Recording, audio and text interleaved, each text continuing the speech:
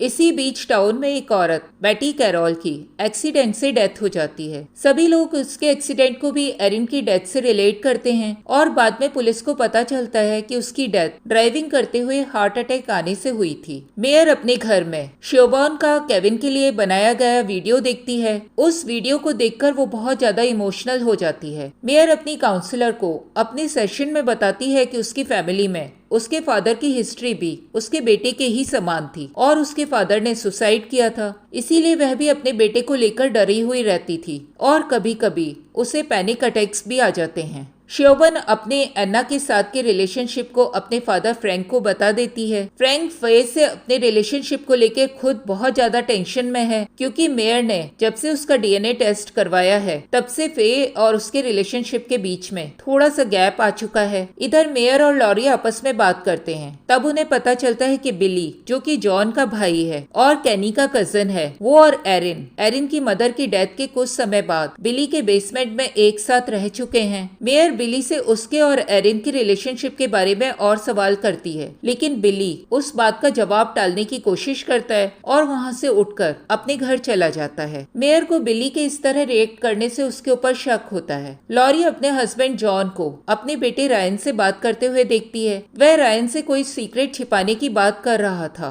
Lorry के पूछने पर रायन उसे बता देता है कि उसने जॉन को उसकी पुरानी गर्लफ्रेंड के साथ देख लिया था और जॉन उस बात को लॉरी से छिपाने के लिए कह रहा था। लॉरी जॉन से इस बारे में बात करती है। जॉन अपनी गलती को लॉरी के सामने एक्सेप्ट कर लेता है। इधर डायलन और ब्रियाना आपस में बात करते हैं। ब्रियाना डायलन से पूछती है कि वह उस रात कहाँ था जिस रात एरिन का कत्ल हुआ था, क्योंकि उस रात उसने डायलन को रात के 2 बजे पूरे घर में ढूंढा था और डायलन उसे कहीं भी नजर नहीं आया था। ब्रियाना के बहुत पूछने पर डायलन को बहुत ज्यादा गुस्सा आ जाता है और वह उसे वहाँ से चले जाने के लिए कहता है। बाद में हम लोगों को दिखाया जाता है कि डायलन एरिन की बेस्ट फ्रेंड जेस के साथ है। जेस ने मेयर को एरिन के जनरल्स के बारे में गलत इन्फॉर्मेशन दी थी। डायलन जेस के साथ एरिन के घर जाता है और उसके सारे जनरल्स लेकर आ जाता है। वह एरिन के सारे जनरल्स को जला देता है। जेस को एरिन की एक नोटबुक में से एक फोटोग्राफ मिलता है जिसे वो धीरे से अपने पॉकेट के अंदर डाल लेती है। मेयर और कॉलिन डेट पर जाते हैं, लेकिन वो उनकी बहुत ही बुरी डेट साबित होती है। कॉलिन को महसूस होता है कि मेयर इस केस को सॉल्व करना चाहती है और वो इसीलिए उसके साथ डेट पर आई है, जबकि कॉलिन मेयर को दिल ही दिल में पसंद करने लगा था और उससे अपने दिल की बात करना चाहता था। मेयर एक इन्वेस्टिगेशन इंस्पेक्टर टैमी से मुलाकात करती है और उससे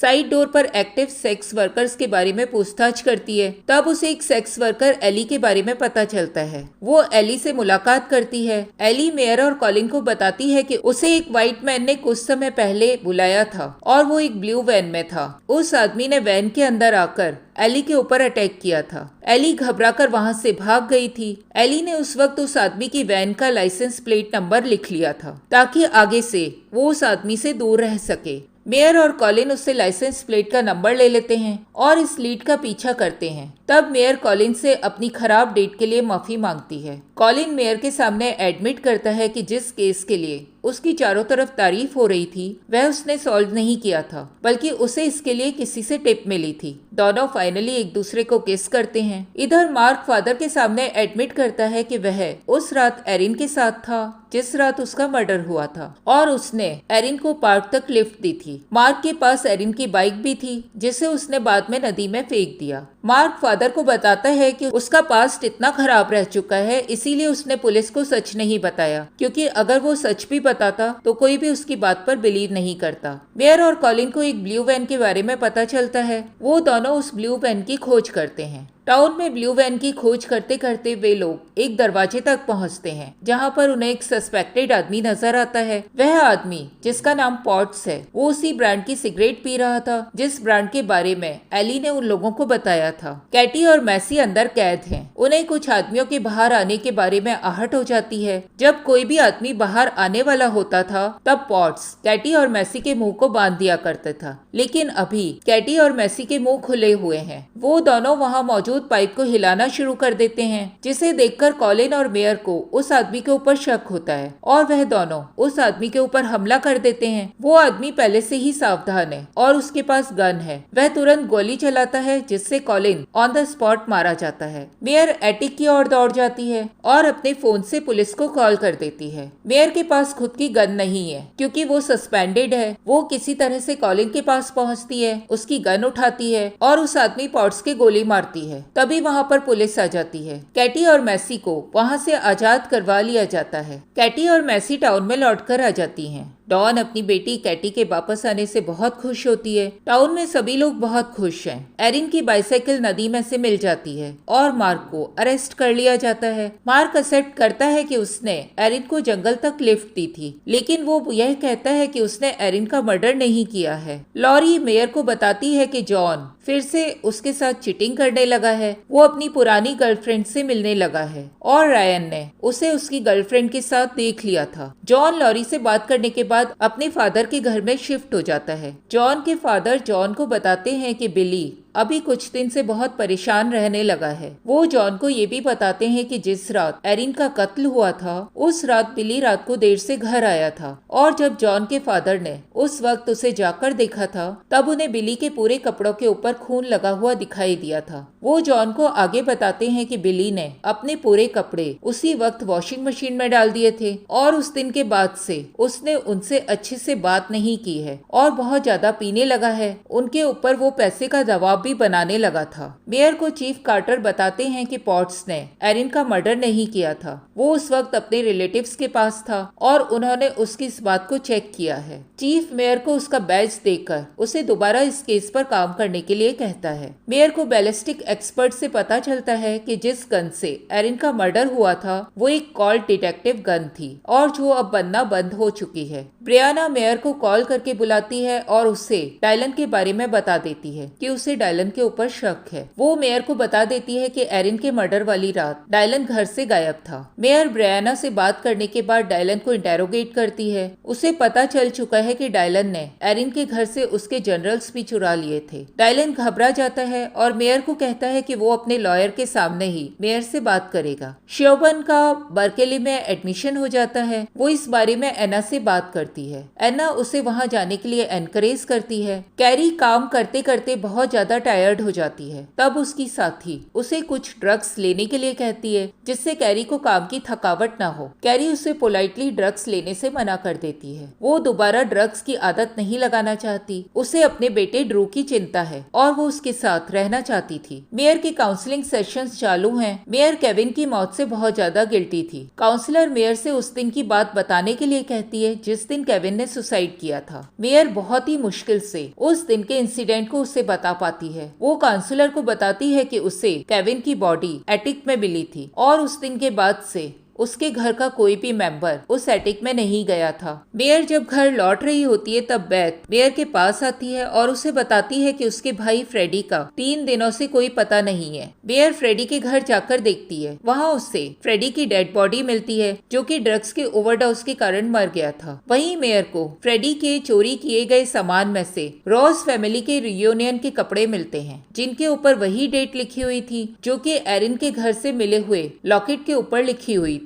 बेथ फ्रेडी की डेथ से बहुत ज्यादा दुखी हो जाती है। मेयर लॉरी से रॉस फैमिली के रियूनियन के बारे में पूछताछ करती है। तब उसे पता चलता है कि एरिन की मॉम की डेथ के बाद पूरी रॉस फैमिली लेक के किनारे बने हुए हाउसेस में कुछ दिनों के लिए इकट्ठे हुए थे। वहाँ पर कैनी, एरिन, जॉन, बिली, लॉरी सभी थे। श्योबन अन्ना को बहुत कॉल करती है, लेकिन वो उसके कॉल का जवाब नहीं देती। तब श्योबन बहुत ज्यादा परेशान हो जाती है। वो हैवी ड्रिंक करके अपने घर आती है। श्योबन मेयर से कहती है कि वो अंदर से बहुत ज्यादा परेशान है क्योंकि उसे लगता है कि उन्होंने आज दिन तक केविन के बारे में आपस में बात नहीं की और उन्हें इस बारे में बात करनी चाहिए थी। श्योबन को ये भी गिल्टी है कि उसने अपनी भाई की लाश को सबसे पहले देखा। वो कहती है कि उसे उसकी लाश देखने वाला पहला नहीं होना चाहिए था और वो मेयर के गले लगकर बहुत रोती है। मेयर कैनी से भी फैमिली रियूनियन के बारे में पूछताछ करती है। तब उसे पता चलता है कि कैनी और एरिन वहाँ बिली के हाउसबोट में रहे थे। मेयर कॉलिन की डेथ से बहुत ज्यादा गिल्टी में है। इस कारण वह ड्रू को कैरी के पास छोड़कर आ जाती है। कैरी ड्रू के साथ बहुत ज्यादा खुश है। वह उसे बहुत जोरों से हक करती है और उसे बाथटब में नहाने के लिए छोड़ देती है। कैरी की थकान के कारण नींद लग जाती है और बाथटब में बहुत सारा पानी भर जाता है। कैरी की नींद अचानक टूटती है और उसे ऐसा लगता है कि ड्रू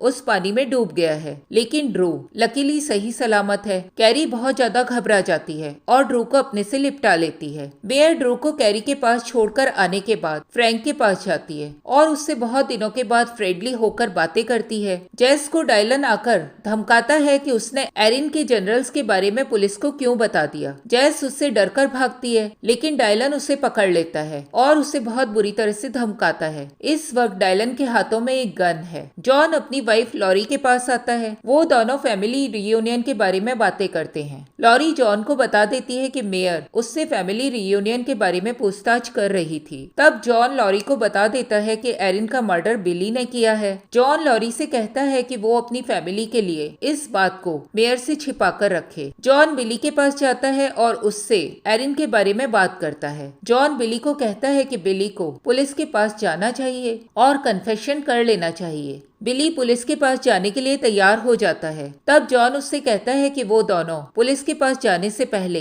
एक बार लेक तक चलकर फिशिंग करते हैं और अपने पुराने दिनों को पहले के समान याद करते हैं। बिली जॉन के साथ लेक तक जाने के लिए तैयार हो जाता है। जब बिली गाड़ी में फिशिंग का सामान रख रहा होता है, तब उसे टूल किट में रखी हुई एक गन दिखाई देती है। वो एक बार जॉन की ओर देखता है और उस टूल बॉक्स को गाड़ी में रख देता है। मेयर गोल्ड पेंडेंट को लेकर ज्वेलर के पास जाती है और वहाँ पर उसे उस पेंडेंट की ऑर्डर स्लिप मिल जाती है। मेयर देखती है कि उसके ऊपर वही डेट लिखी हुई है जिस दिन रॉस फैमिली के रियूनियन का समय था। ज्वेलर से मेयर को पता चलता है कि वो पेंडेंट किसी ने रोस नाम से ऑर्डर किया था। मेयर को ऐसा लगता है कि लॉरी इस बारे में बहुत कुछ जानती है। वह एक बार फिर से लॉरी के पास जाती है। लॉरी मेयर को बता देती है कि जॉन ने उसे बताया था कि बिली ने एरिन का मर्डर किया था। वो मेयर को ये भी बता देती है कि बिली ही डीजे का फादर है। लॉरी मेयर को जॉन और बिली के फिशिंग प्रोग्राम के बारे में भी बता देती है। मेयर तुरंत ही बिली के पीछे पीछे उस लेक की ओर रवाना हो जाती है। वो कॉल करके चीफ को इस बारे में बता देती है। इधर जेस चीफ के पास आकर उसे एरिन के जनरल से मिली हुई पिक्चर दे देती है। मेयर जॉन और बिली का पीछा करते हुए लेक तक पहुंच जाती है। वहां जाकर वो देखती है कि जॉन और बिली आपस में लड़ाई कर रहे थे। वह चिल्लाकर उन्हें तुरंत ही रुकने के लिए कहती है। जॉन फिर भी गन की ओर लपकता है। तब मेयर जाकर उसको पकड़ लेती है। मेयर जॉन और बिली को पकड़कर टाउन तक ले आती है। वहां पर उसे चीफ जेस की दी हुई पिक्चर दिखाते हैं। उस पिक्चर में एरिन जॉन के साथ है। तब मेयर को पता चलता है कि एरिन का रिलेशनशिप बिली के साथ नहीं जॉन के साथ था और उसे जॉन ने मारा था। चीफ और मेयर जॉन को इंटेरोगेट करते हैं। तब जॉन उन लोगों को पूरी बातें बता देता है। वह बताता है कि जिस रात फ्रैंक की एंगेजमेंट थी, उस रात को वह उस पार्टी में फ्रैंक के साथ था और उसे लगातार एरिन का कॉल आ रहा था। तब वह पार्टी छोड़कर उससे मिलने के लिए जंगल में गया था। एरिन उसे डीजे के ऑपरेशन के लिए लगातार पैसे का दबाव बना रही थी और कह रही थी कि अगर जॉन ने उसकी पैसे से मदद नहीं की तो वो लॉरी को पूरी सच्चाई बता देगी। जॉन एरिन की उस बात से बहुत ज्यादा डर गया था। एरिन के पास उस वक्त एक गन थी जिसे वो साथ में लेकर आई थी। एरिन और जॉन में उस वक्त बहस होने लगी थी और बचाव करते हुए उस गन से गोली चल गई थी, जिसके कारण एरिन की डेथ हो गई थी। इसके बाद जॉन को एरिन की बॉडी को इस तरह प्लांट करना पड़ा जिससे कि ये लगे कि जंगल में मौजूद बच्चों में से किसी ने आकर उसका कत्ल कर दिया था। जॉन को कोर्ट से सजा हो जाती है। जॉन जब कोर्ट से बाहर निकलता है तब उससे लॉरी मिलती है। जॉन लॉरी को बोलता है कि वो डीजे को अपना बेटा मानकर अपना ले। आखिर डीजे जॉन का बेटा है। इधर मार्क को छोड़ दिया जाता है। लॉरी डीजे का ईयर ऑपरेशन करवाने के लिए अपॉइंटमेंट ले लेती है और उसके पूरे चेकअप्स करवाती है। शियोबन बर्कली जाने के लिए मेयर से बात करने के लिए आती है और मेयर उसे बर्कली जाने के लिए इंसिस्ट करती है। कैरी ड्रू की कस्टडी लेने से मेयर को मना कर देती है। उसका कहना था कि उसने वर्क स्ट्रेस के कारण फिर से ड्रग्स लेना शुरू कर दिया था और उसे डर था कि वो ड्रू की देखभाल अच्छे से नहीं कर पाएगी। मेयर कैरी की इस बात को सुनकर खुश होती है क्योंकि अब ड्रू उसके पास ही रहेगा। मेयर अपनी फैमिली के साथ डिनर पर जाती है। फ्रैंक मेयर को बताता है कि उसकी एंगेजमेंट वाली रात जॉन ने उसे और फे को उसके घर छोड़ा था। तब जॉन उन्हें इतना हंसा रहा था कि ऐसा नहीं लगता था कि वो एक मर्डर कर आया था। मेयर और हेलन में उसके फादर को लेकर बातें होने लग जाती है। मेयर थोड़ी इमोशनल हो जाती है। वो उठकर वॉशरूम चली जाती है। वहाँ उसकी मुलाकात सांड्रा से होती है। मेयर सांड्रा से जॉन से उसके रिलेशनशिप के बारे में पूछती है, क्योंकि उसे लॉरी ने बताया था कि जॉन फिर से सांड्रा से मिलने लगा है। सांड्रा मेयर को बताती है कि जॉन से उसका पिछले 5 सालों से कोई भी कांटेक्ट नहीं है। मेयर सांड्रा की इस बात को सुनकर सोच में पड़ जाती है। मेयर जॉन के इंटेरोगेशन का वीडियो देखती है, जिसमें जॉन से गन के बारे में पूछे जाने पर वो गन की डिटेल्स नहीं बता पाता। डायलन लॉरी के पास आता है और उसे एरिन के डीजे के ऑपरेशन के लिए जमा किए गए पैसे दे देता है, जो कि उसने एरिन के घर से जनरल्स के साथ चुराए थे। वो लॉरी से डीजे का ध्यान रखने के लिए कहता है। मेयर के पास मिस्टर कैरोल का कॉल आता है। मेयर उनसे मिलने के लिए उनके घर जाती है। मिस्टर कैरोल मेयर को बताते हैं कि उनकी वाइफ की डेथ के बाद से ही उनके घर से कई चीजें गायब हो गई है। वो बताते हैं कि उनकी कॉल डिटेक्टिव गन गायब हो गई थी, जो कि अब वापस अपनी जगह पर आ चुकी है। ये गन उन्हें अपनी पुलिस सर्विस के टाइम में मिली थी। मेयर उस गन को देखती है। उस गन में 2 गोलियां गायब हैं। मेयर कैरोल से पूछती है कि उनके शेड में जहां वो गन रखा करते थे कौन कौन आता था। कैरोल के बताने पर कि वहां उनका घास काटने वाला लड़का रायन रॉस आया करता था। मेयर तुरंत ही वहां मौजूद सीसीटीवी कैमरे की फुटेज देखती है और रायन को उस रात शेड में आते हुए देखकर मेयर रायन के स्कूल चली जाती है। रायन मेयर को देखकर स्कूल से भाग जाता है। वह सीधा लॉरी के पास जाता है और उसे बताता है कि मेयर को उनके बारे में सब कुछ मालूम हो चुका है और वो उसे पकड़ने के लिए आ रही है। लॉरी घबरा जाती है। वो देखती है कि मेयर पूरी पुलिस फोर्स के साथ उसके घर आ चुकी है। मेयर रायन को पकड़कर ले जाती है। मेयर को रियलाइज होता है कि लॉरी पूरे समय इस बारे में जानती थी। रायन पुलिस को इंटेरोगेशन में बताता है कि उसे जब एरिन और जॉन के रिलेशनशिप के बारे में पता चला तब वह डर गया। उसे लगने लगा कि उसकी फैमिली अब एक नहीं रह पाएगी और टूट जाएगी। उसे ये भी पता चल चुका था कि डीजे जॉन का बेटा है। उसने फ्रैंक की एंगेजमेंट वाले दिन एरिन का जॉन के लिए आया हुआ पार्क में मिलने का मैसेज पढ़ लिया था और उसने रिटर्न में मैसेज किया था कि वो उससे आकर पार्क में मिलेगा। वो अपनी बाइक पर मिस्टर कैरोल की गन लेकर पार्क गया था। वो सिर्फ एरिन को डराना चाहता था, जिससे वो हमेशा के लिए उसकी फैमिली से और जॉन से दूर रहे। लेकिन एरिन ने उसके हाथों में गन देखकर उसे उससे छीनने की कोशिश की, जिसके कारण रायन से गन चल गई और एरिन उस हादसे में मारी गई। रायन ने उस गन को वापस कैरोल के यहाँ रख दिया था, जिससे मर्डर वेपन के बारे में किसी को कुछ भी पता नहीं चले। वो उस वक्त बहुत ज्यादा डर गया था। उसने जॉन को कॉल करके एरिन के मर्डर के बारे में बताया था। तब जॉन और बिली ने बाद में आकर एरिन की बॉडी को पार्क से हटाकर जंगल में रख दिया था। रायन को जुवेनाइल होम भेज दिया जाता है। लॉरी बहुत दुखी होती है। वो मेयर से बात करने से भी मना कर देती है। रिचर्ड का काम उस टाउन में खत्म हो चुका है। वो मेयर से मिलने का वादा करके वहाँ से चला जाता है। श्योबन पढ़ने के लिए बर्कली चली जाती है। काफी समय बीतने के बाद मेयर एक बार फिर से लॉरी के पास जाती है। लॉरी मेयर से गले लगकर बहुत रोती है। मेयर लास्ट में हिम्मत करके एटीक में जाती है, जहाँ उसे केविन की बॉडी मिली थी।